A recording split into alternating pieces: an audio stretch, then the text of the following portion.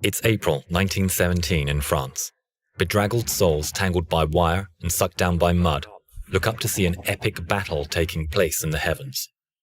Angels and demons, locked in mortal combat, lifted up on wings of wood, wire and cloth.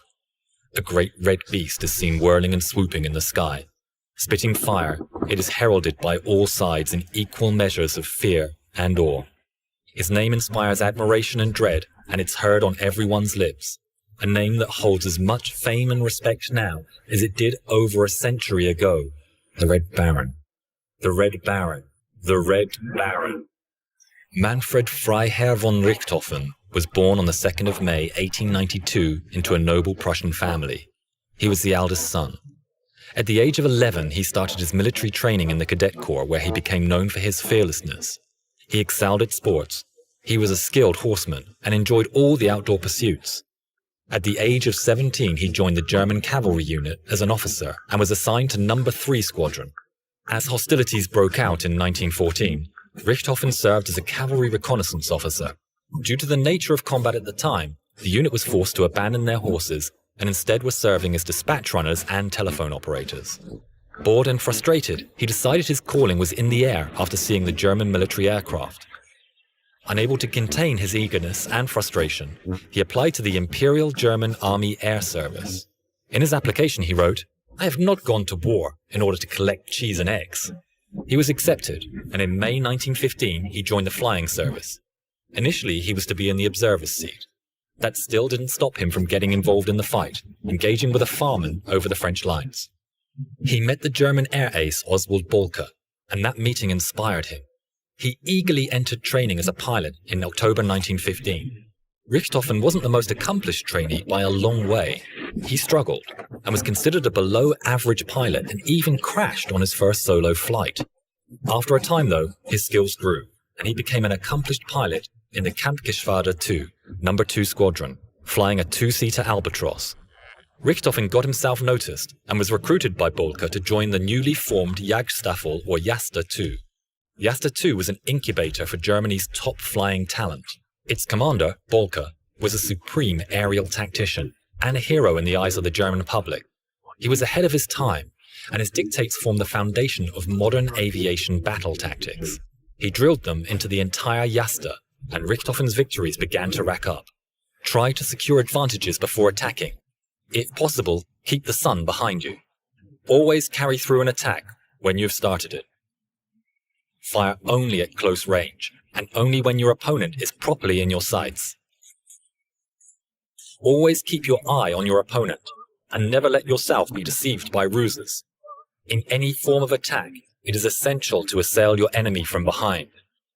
If your opponent dives on you, do not try to evade his onslaught, but fly to meet it.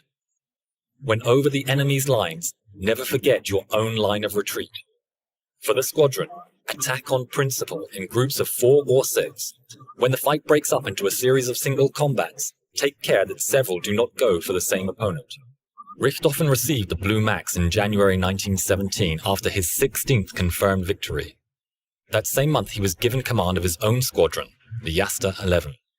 It was at this time that he was inspired to take the daring move to paint his aircraft bright red. In his own words, "For whatever reasons, one fine day I came upon the idea of having my crate painted glaring red. The result was that absolutely everyone could not help but notice my red bird. My opponents also seemed to be not entirely unaware." The Red Baron's and his squadron's success came in April 1917, where he had 22 confirmed victories, including 4 in a single day. In June he was given command of JG-1, which included several squadrons including Jasta 11. JG-1 became famously known as the Flying Circus, due to its bright painted planes and the supporting tents and caravans that formed the mobile camp.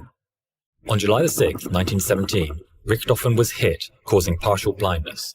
His aircraft fell into a spin, and he just managed to regain control and land in friendly territory.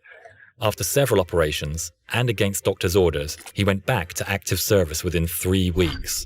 The injury caused him repeated issues including headaches and nausea, and changed his mood and temperament, which became darker. He was forced to take convalescence due to these problems in the late summer, during which time he wrote, "I am in wretched spirits. After every aerial combat, I believe that the war is not as the people at home imagine it, with a hurrah and a roar.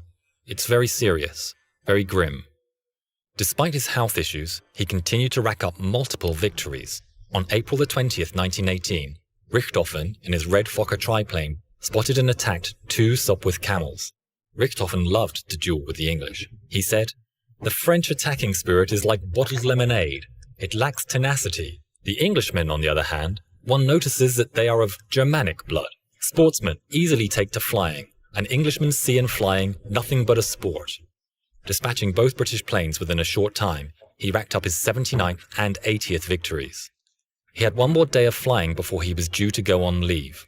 His mother had been imploring the Kaiser to remove Germany's top air ace from active service. Richthofen took off on the morning of April the 21st, 1918. It was the flight that would bring his career and life to an end.